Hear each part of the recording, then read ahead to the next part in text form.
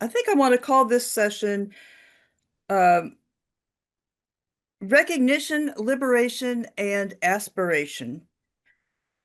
Um, and Jill, I had to put up my talk on my screen so I can't see anything out there. So Jill, if I need to do something, you need to tell me verbally, okay? But recognition, liberation, and aspiration follows straight from our talk from last week. And I picked the songs for today. I picked way too many songs, and Jill did a much better job of culling the songs. But the songs are from a variety of liberation themed songs, whether it's about a group of people like women, or whether it's about a political movement, or just as as I learned in when my child was in eighth grade and we sang Let It Go all the way from here to Atlanta, which is 5.5 hours. 5.5 hours, I know all the lyrics to Let It Go, which was more about internal stuff. But those are songs about liberation in the different parts of our world that we were talking about last week. Um, but one of the things I'd like to focus on, because I'm not as good at looking at liberation from a civil liberties area, but liberation from a personal journey.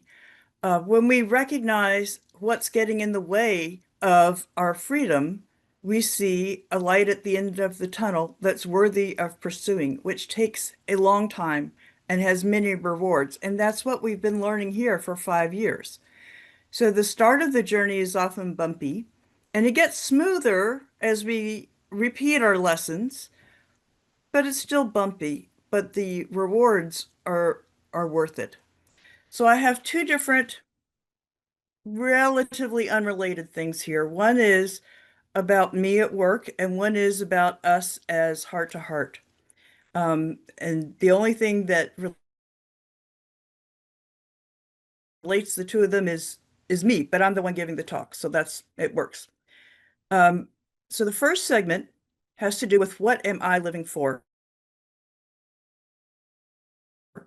And I really sat there and said, what am I living for other than retirement? I'm living for a group of people as um, relative equals, or not as less than or more than, maybe more able or less able, but not worth more or worth less. So that's my um, one of the things I'm living for. And I'm actually able to live this out in some ways. I work in a mental hospital where people are hospitalized because they aren't safe to themselves when they're living in the community. Some of the people are have severe psychosis. I don't talk to them as much about this because they are still really in danger. But I talk to the people that are depressed or have anxiety or don't have a thought disorder, and give them the following lecture, which is a seed of what I've learned in Heart to Heart. And it's a beacon of hope, I hope, for them. Um, so the following is what I stand up and tell them. And we can't bring cards or pins in there because they could be used as weapons later. So it's a kind of interesting situation.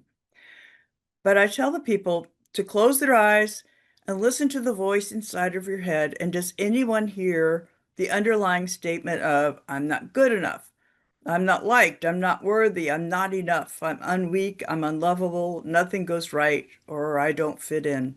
And everybody raises their hand to one or more of these. And I just look at them and I say, you are not alone. Almost everybody has these feelings. And they're statements that we learn from childhood. Generally, as infants, we were taken care of, but as our knowledge of the world expanded, or as our mother had another child, we realized that our caretaker, the person who mirrored and supported our essence, was distracted by something else. Could have been a sibling, could have been a job, a partner, a life crisis, a health crisis. And all of a sudden, we realized we were less than we were before to that person. We learned the message that we were not as loved, that we weren't good enough. And we took it as our forever mantra instead of a one by one mantra, a situational mantra. And it became such a part of our lives that we can't see anything else except through that. It's like sunglasses. When you put the sunglasses on, all you can see is darkness. All you can see is through that lens. And that lens could be, I am never good enough. And you see everything through that lens. So no matter what happens to you, you realize that it's because you weren't good enough, even though your brain's not saying that. Whatever lens you have in front of you, you realize all these statements are because anything that happens to you is because of that lens. I'm not worthy enough. I'm not good enough. I'm not loved. Everything happens because of this lens, because we don't have the ability to take the sunglasses off.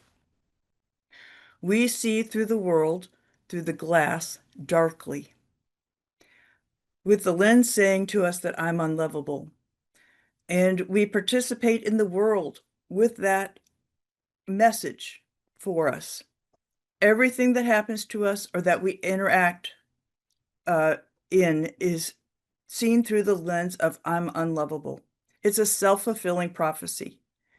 We try to disprove that, but since that's the same lens we're looking through, it's also the lens that underscores our unlovability or unworthiness or ungoodness.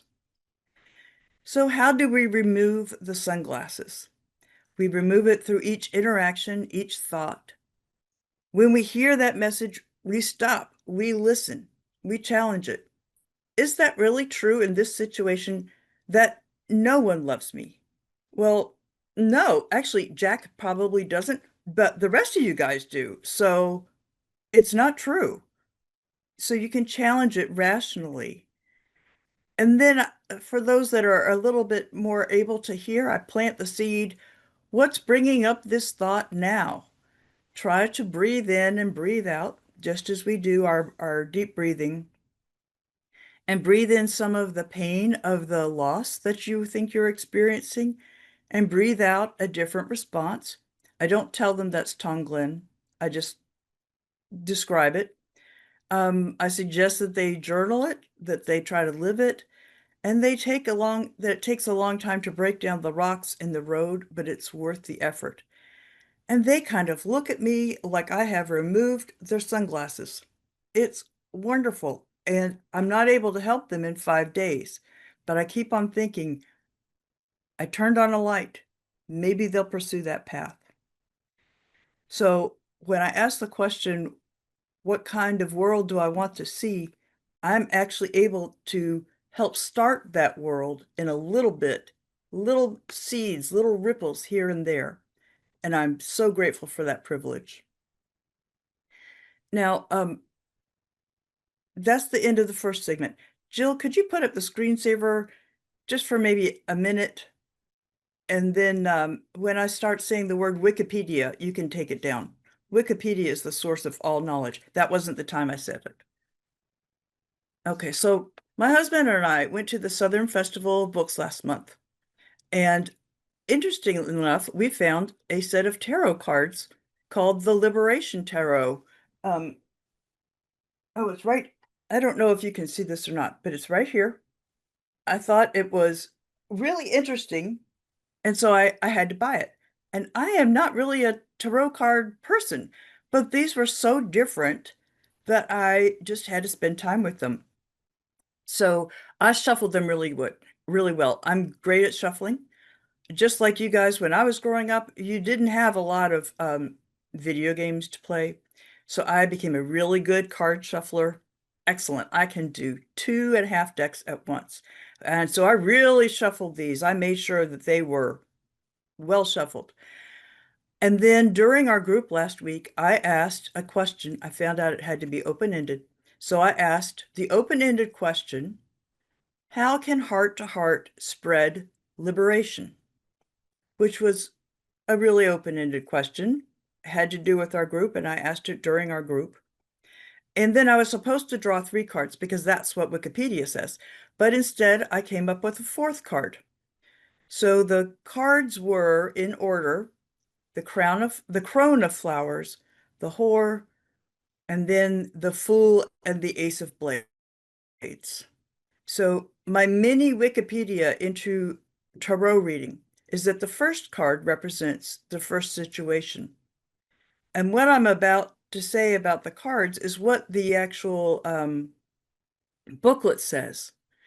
So the current situation is the Crone of Flowers. It's a model of abundance and success that is rooted in interpersonal collaboration.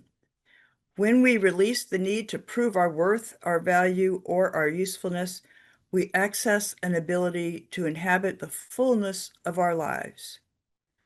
Our current situation for Heart to Heart: a model of abundance and success that is rooted in interpersonal collaboration. When we release the need to prove our worth, our value, or our usefulness, we access an ability to inhabit the fullness of our lives. I just thought that was brilliant. Thank you, Joe. The second card, the whore, is, according to Wikipedia, the action to take. So there's a mirror in that card, and the little booklet says that the mirror connects the past and the future together. You can't leave behind part of it yourself. You are where you are right now. You are where you need to be. And then the booklet says, "Are you listening?" I thought that was brilliant. It is the action to take. The mirror in the card connects the past and the future together. You can leave no part of yourself behind. You are right where you need to be. Are you listening?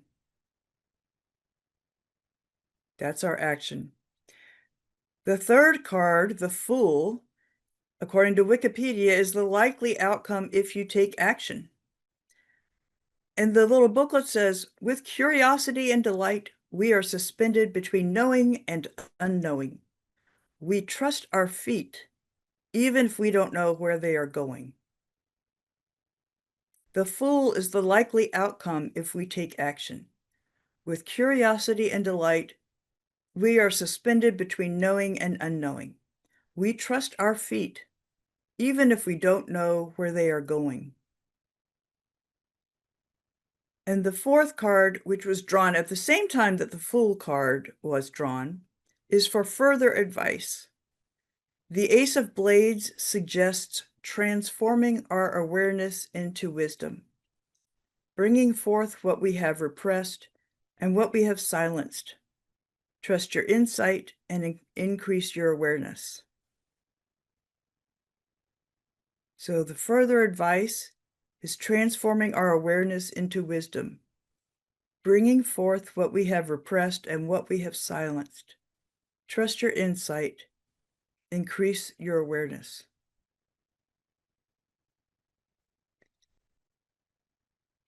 For me, with my current lens of Heart to Heart and what I believe Heart to Heart does, I don't think I could have picked any better cards.